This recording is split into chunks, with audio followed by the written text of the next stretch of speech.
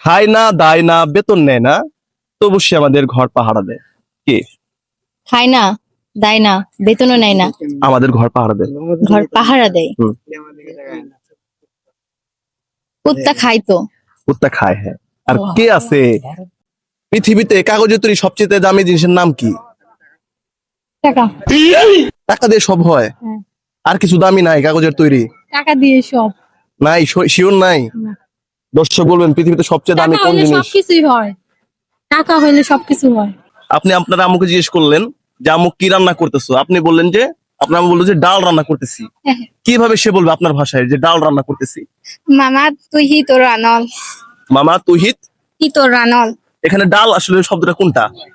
মামা তুই হি দেল রানল। তেল রানর। দেল দেল। দেল রানর। হ্যাঁ। আমরা তো জানি যে দেল মানে হচ্ছে হৃদয়, আপনাদের ওখানে দেল মানে কি ডাল? হ্যাঁ ও আচ্ছা, ডাল রে দেল বলা হয়। হ্যাঁ হ্যাঁ, আমাদের চাকমা বাচ্চা বলি আর কি দেল।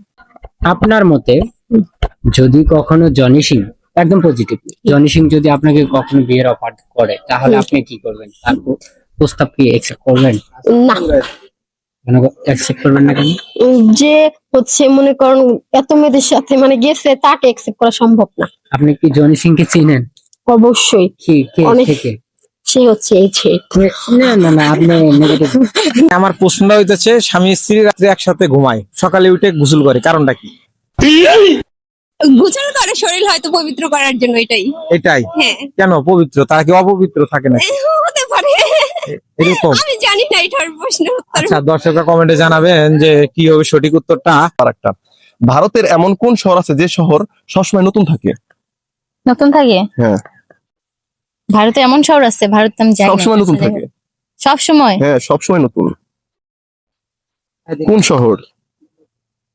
আচ্ছা আপু, মেয়েরা চশমা চোখে না দিয়ে মাথায় দেয় কেন? নাকি যার যেখানে সমস্যা সে সেখানে দেয়? কেন? এটা স্টাইল। হ্যাঁ, চোখে না দিয়ে মাথায় দেয়, তার মানে হচ্ছে এটা স্টাইল। স্টাইল নিয়ে নিবো। ইয়েস।